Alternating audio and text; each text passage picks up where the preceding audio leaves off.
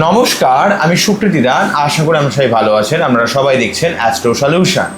আজকে আমি আলোচনা করবো যে সমস্ত বৃষ বা বৃষ রাশি বা লগ্নের ক্ষেত্রে এই 2026-এর এপ্রিল মাস কেমন যাবে এবং কোন ব্যাপারে সাবধান হতে হবে সব কিছু নিয়ে একটা পুঙ্খানুপুঙ্খভাবে বিশ্লেষণ করব। তো আশা করবো আপনাদের ভালো লাগবে। অনুষ্ঠানটিকে মন দিয়ে শুনুন এবং বোঝার চেষ্টা করুন।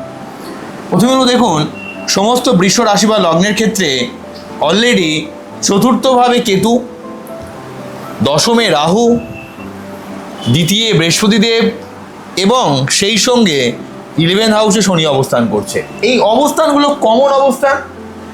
কেতু এখানে চতুর্থ এবং রাহু দশমে সেই 2025-এর মে থেকে 2026-এর 5ই ডিসেম্বর পর্যন্ত অবস্থান করবে। তো এই কেতু রাহু আপনাদের প্রথম দিকে প্রচণ্ডভাবে পরিবার কেন্দ্রিক ব্যাপারে, মায়ের শরীর স্বাস্থ্যের ব্যাপারে, কর্মকেন্দ্রিক ব্যাপারে প্রচুর ডিস্টার্বেন্সের মধ্যে কিন্তু ফেলেছিল। কিন্তু এখন এই সময় বৃষ রাশি বা লগ্নের ক্ষেত্রে কিন্তু অনেকটা কর্ম পরিবর্তনের দিক থেকে হেল্প করবে। অন্য দিক থেকে পরিবার কেন্দ্রিক অনেক ডিস্টারবেন্স আপনার জীবন থেকে কেটে যাবে। পরিবার কেন্দ্রিক অনেক পরিবর্তন হওয়া, বাসস্থান পরিবর্তন ঘটানো, এই জায়গাগুলো কিন্তু বৃষ রাশি বা লগ্নের জীবনে বিশেষভাবে প্রভাবিত করার চেষ্টা করবে। অন্যদিক থেকে বৃহস্পতিদেব সেকেন্ড হাউসে অবস্থান করার জন্য অর্থকেন্দ্রিক ব্যাপারে, কর্মকেন্দ্রিক ব্যাপারে, জীবনে আত্মীয় স্বজনের সঙ্গে সম্পর্কের দিক থেকে, অর্থ সেভিংসের ব্যাপারে অনেক দিক থেকে বৃহস্পতিদেব যথেষ্ট একটা পজিটিভ ফল দেওয়ার চেষ্টা করবে, যেহেতু এখানে সেকেন্ড হাউসে অবস্থান করছে। যদিও বৃষ রাশি বা লগ্নের ক্ষেত্রে একাদশপতি এবং অষ্টমপতি বৃহস্পতিদেব একাদশপতি হয়ে দ্বিতীয় থাকার জন্য অর্থ সম্পর্কিত ব্যাপারে বৃহস্পতিদেব যথেষ্ট সহযোগিতা করবে। অর্থের জায়গায় যথেষ্ট একটা লাভ বা উন্নতি দেওয়া বা আপনার জীবনে কর্মকেন্দ্রিক দিক থেকে যথেষ্ট একটা সহযোগিতা করা, এই ব্যাপারগুলো কিন্তু করার চেষ্টা করবে। এই ব্যাপারগুলো কিন্তু রয়েছে। অন্য দিক থেকে বলতে গেলে শনিদেব যেহেতু 11th হাউসে রয়েছে, আপনাকে যে কোনো কাজ, যে কোনো কিছু পেতে গেলে প্রচুর খাটতে হবে, প্রচুর পরিশ্রম করতে হবে, প্রচুর লড়াই করতে হবে। যেহেতু এখানে শনিদেব 11th হাউসে অবস্থান করছে, শনি কিন্তু বৃষ রাশি বা লগ্নের ক্ষেত্রে রাজযোগকারী প্ল্যানেট, অর্থাৎ একসঙ্গে শনি হচ্ছে নবমপতি এবং দশমপতি। তাই নবম এবং দশমের মালিক যেহেতু এক্ষেত্রে একাদশে অবস্থান করছে, তাই জীবনে যদি পরিশ্রম করেন, যদি চেষ্টা করেন, যদি লেগে থাকেন, যদি লড়াই করেন, তাহলে সার্বিকভাবে শনিদেব আপনাকে জীবনে অনেক কাজে সফলতা প্রদান করবে। বৃহস্পতিদেব সেকেন্ড হাউসে অবস্থান করার জন্য এক যেমন অর্থ দিক থেকে উন্নতি করবে, তেমন অষ্টমপতি হয়ে দ্বিতীয় চলে যাওয়ার জন্য ফাটকা জায়গা থেকে ইনকাম, ফাটকা জায়গা থেকে অর্থ লাভ, এই ব্যাপারগুলো কিন্তু প্রতিটা বৃশ্চিক রাশি বা বৃষ রাশি বা লগ্নের দিক থেকে অনেকটা হেল্প কিন্তু করবেই করবে। তো এই ব্যাপারগুলো রয়েছে, এগুলো একটা কমন ব্যাপার। বৃহস্পতিদেব সেকেন্ড হাউসে অবস্থান করে তার প্রথম দৃষ্টিটা ষষ্ঠ ভাবের উপর ফেলার জন্য আপনাদের জীবনে শত্রুতা নির্মূল করা, লোন শোধ করা, শারীরিক সমস্যাকে নির্মূল করা, এই ব্যাপারগুলোটা অনেকটা পজিটিভ থাকছে। বৃহস্পতিদেব অষ্টম ভাবকে প্রভাবিত করার জন্য বৃষ রাশি বা লগ্নের ক্ষেত্রে জীবনে দীর্ঘমেয়াদী কোনো সমস্যা বা ঝামেলাকে কিন্তু অনেকটা কাটাবে বা আপনার জীবনে শুভ কিছু পরিবর্তন ঘটাতে পারে। ঠিক আছে।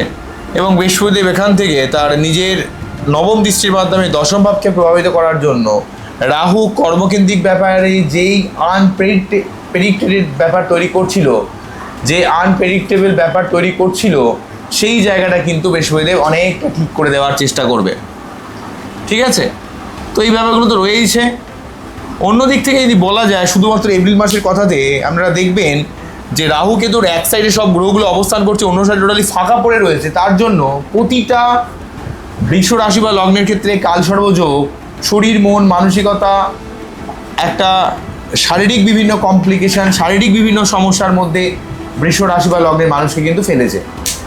কোথাও যেন কোনো কিছু ভালো লাগছে না, সব কিছুর মধ্যে একটা অস্থিরতা ফিল হচ্ছে, শরীর যেন খুব একটা পারমিট করছে না, বিভিন্ন দিক থেকে একটা মানসিক চাপ কিন্তু ক্রিয়েট করেছে বৃষ রাশি বা লগ্নের মানুষদের ক্ষেত্রে।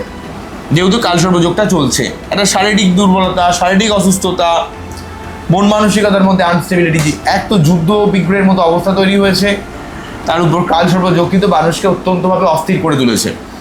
অন্যদিক থেকে বলতে গেলে যে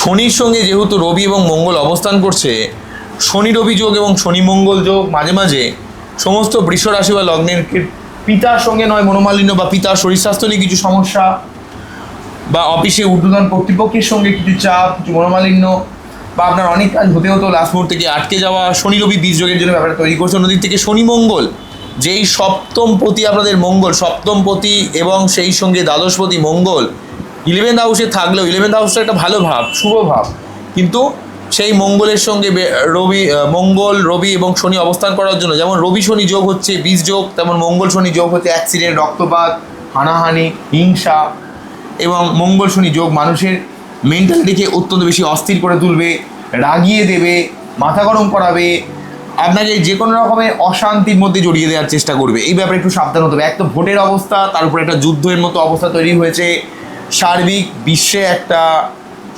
অর্থনৈতিক ক্রাইসিস তৈরি হয়েছে। আপনারা যদি দেখেন খুব ভালো হবে, ইরানের সঙ্গে যেভাবে ইসরায়েল এবং আমেরিকা যুদ্ধে জড়িয়েছে, সার্বিক পরিস্থিতি অত্যন্ত ভয়াবহ হয়ে দাঁড়িয়েছে।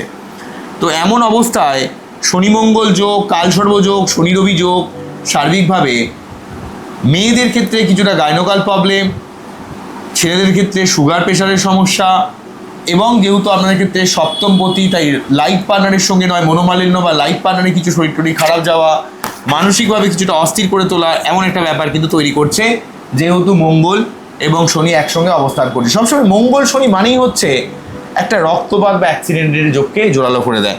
মঙ্গল শনি যোগ যাদের বাচ্চাটা রয়েছে তাদের যে কোনো ভাবে কিন্তু রাস্তাঘাটে সাবধানে গাড়ি ফাড়ি চালাতে হবে, রাস্তাঘাটে সাবধানে চলাফেরা করতে হবে, কেন শনি রবি এই শনি মঙ্গল এই যোগটা কিন্তু অত্যন্তভাবে যেমন উগ্রতা বাড়াবে, তেমন কিন্তু রক্তপাত বা অ্যাক্সিডেন্টের সম্ভাবনাকেও কিন্তু অনেকটা বাড়িয়ে দেবে। এই জায়গাটা কিন্তু প্রতিটা বৃষ রাশি বা লগ্নের মানুষকে কিন্তু এই ব্যাপারে একটু সাবধানতা অবলম্বন করতে হবে।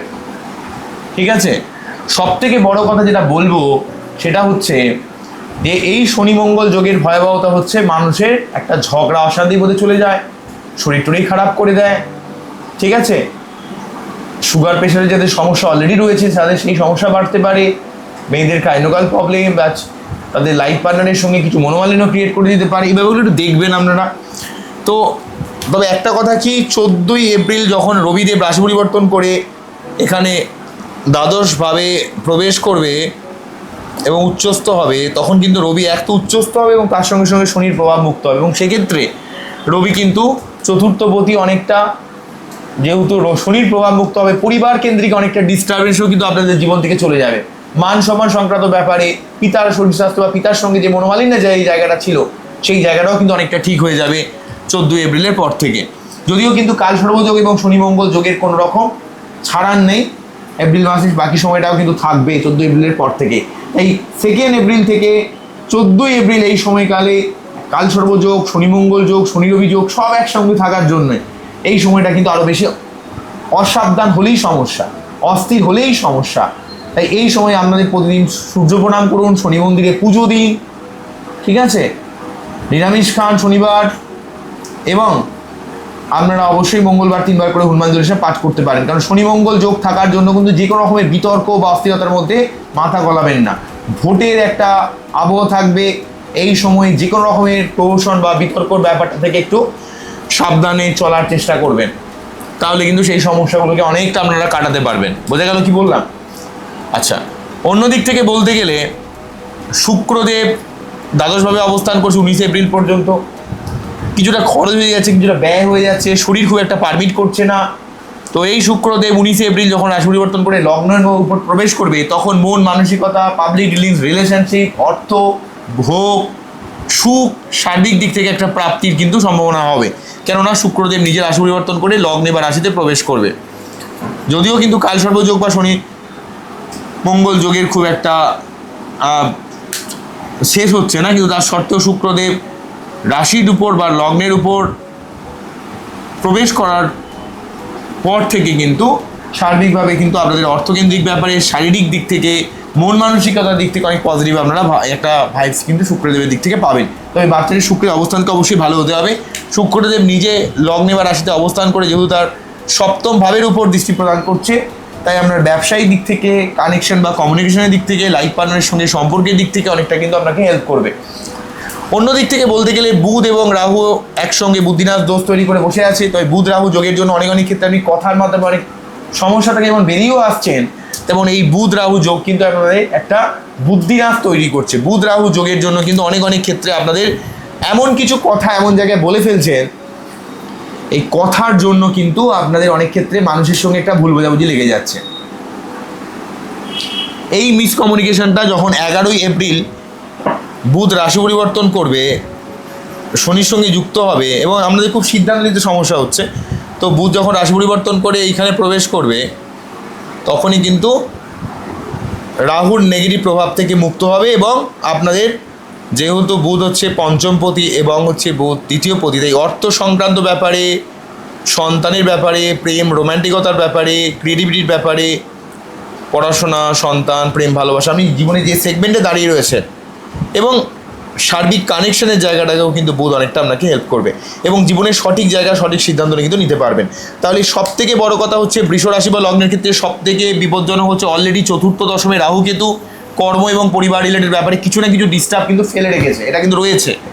তার সঙ্গে সঙ্গে কালসর্বযোগ চলছে, একদিকে সব গ্রহগুলো অবস্থান করছে, অন্যদিকটা ফাঁকা পড়ে থাকার জন্য একটা অত্যন্ত আনস্টেবিলিটি এবং শনি মঙ্গল যোগ থাকার জন্য একটা খিটখিটে মেন্টালিটি তৈরি করেছে, ঠিক আছে, এবং লাইফ পার্টনারের সঙ্গে নয় শারীরিক বা মানসিক দূরত্ব তৈরি হচ্ছে কোনো না কোনোভাবে, এটা একটু দেখবেন এবং মাথা গরমটাকে কমানোর চেষ্টা করবেন। আপনারা অত্যন্ত রিজিড হন, অত্যন্ত ভালো মানুষ, মন থেকে যা কিছু করেন, কিন্তু অত্যন্ত রিজিড মাইন্ডেডের জন্য আপনাদের অনেক ক্ষেত্রে অনেক সমস্যার মধ্যে আমরা জড়িয়ে পড়েন।